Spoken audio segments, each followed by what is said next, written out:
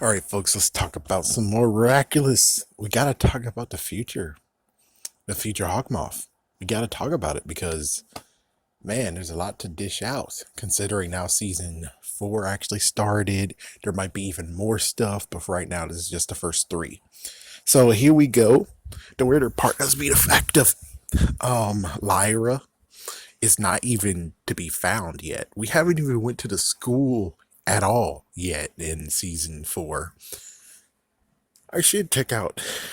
Yeah, I should check them out. But anyways, so here we go. Here is like the list, a few lists to actually have to update when it comes to who is future HawkMoth. Of course, my suspects is, of course, Lyra and Chloe, and the third person, which we don't know. It could even be Natalie. It could even be freaking Natalie. I doubt it though. But here is the new play. Basically, it's season 4. We have HawkMoth becoming Shadow HawkMoth since he's able to have 2 miraculouses at the same time. So the future HawkMoth does not have that because if she did or if he did, well, he should have a muck around too. Not to mention, Shadow Moth would actually be the name instead of HawkMoth. So since that's a thing, that means that the future HawkMoth does not have the other miraculous. It's either A, doesn't have the other miraculous, or B, too weak to actually wield 2 miraculouses. Yeah. So here's the thought about what happens to Gabriel Gress. Number 1, he's dethroned. Basically, Lyra's like, screw you, I don't have to freaking take orders from your ass anymore. And now she reigns supreme as the new HawkMoth.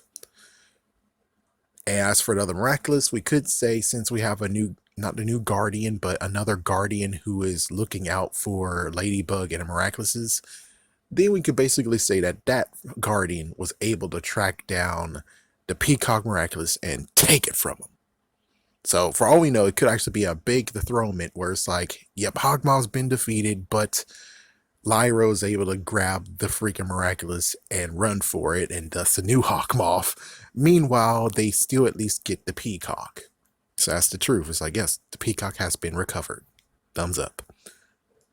Bad news could be the fact of where even though he's not HawkMoth anymore, he decides to take Natalie's job and becomes Shadow Phoenix or Shadow Peacock, or I don't freaking know. It's like, yeah, his new name where it's like he's second in command now, and now if she needs it, he'll be there to guide her and basically help her with the mucks and stuff like that. So there's like the 2 scenarios. It's like, yeah, there's pretty much 2 scenarios, or the third scenario is she got both miraculouses and she's not able to use the peacock. Just like, he's not able to use the peacock. The peacock doesn't actually flatter her much, so she's not powerful enough to try to wield it and doesn't know how to use it. So basically she just has that miraculous on the side, but she still is able to become future HawkMoth.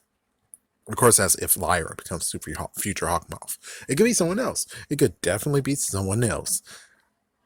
I guess if we really have to throw something in the ring, why not be crazy enough and keep it in a family? So Adrian's cousin becomes HawkMoth. Oh, what the fuck? Yeah, that would be crazy, but that's like a wide craziness. Lyra is like on a fast track to becoming Shadow Moth or Hawkmoth, becoming Hawkmoth. Who knows if she could become Shadow Moth eventually, as soon as she actually thinks she has enough power to, or enough will, or enough whatever to become Shadow Moth.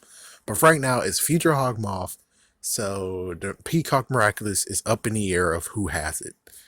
What I hope is maybe they recovered it and Dusu is saved. I really hope so.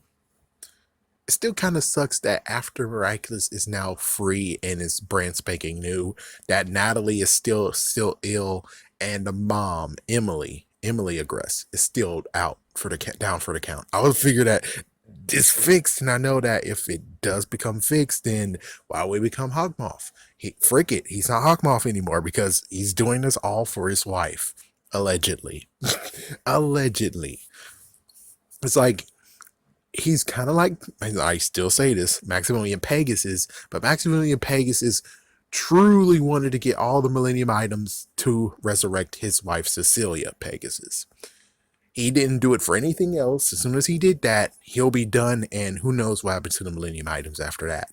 Most likely he'll just be locked in some dungeon or something. Who knows? He could give Yugi back, give I forgot his name, both his freaking things back. He'd give Merrick his rod and give Bakura, even though that question mark is like, yeah, pretty sure Bakura should not actually have his ring, but I'm pretty sure it will just find him anyways.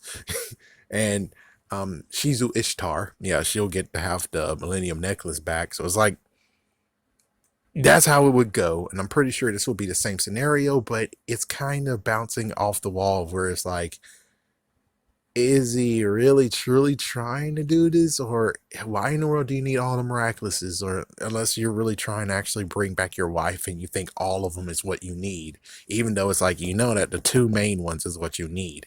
So it sometimes gets to the point of where it's like, yeah, we know his plan, and then it gets to the other part of where we don't know his plan.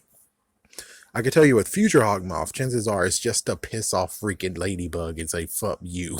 That's basically it. If it's Lyra, that's what basically this whole entire thing is. It's just, I hate you, Ladybug. Go fuck yourself. I'm sending lots of people and causing lots of freaking mayhem. But yeah, not sure what's going to go on with Miraculous. Well, the Peacock Miraculous, but we can tell from the future one that she's not called Shadow Moth, or he's not called Shadow Moth, and that means the Peacock Miraculous is in the air of who has it. But it seems like maybe HawkMoth doesn't have it. The future version does not have it. And then it's like, well, good. I'm glad that it's given to someone else.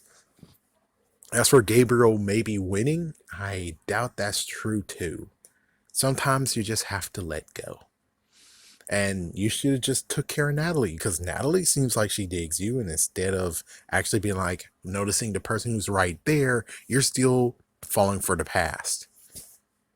Anyways, technically he has the damn book, so it's like, you got the book and she fell, and the other person is like, Natalie fell, Emily fell because of the miraculous. Shouldn't you try to look in the damn book and figure it out how to actually free them from those ailments? It's like, yeah, I'm pretty sure. And not to mention, the interesting part is, if I have to end it, we'll end it by this interesting question. What if he does do what needs to be done, and he does actually resurrect Emily, but instead of someone else losing a life, he gives up his own life for her? So that's the reason why the new HawkMoth comes and he's not there, is because when it comes to the wish, something will be taken away from someone.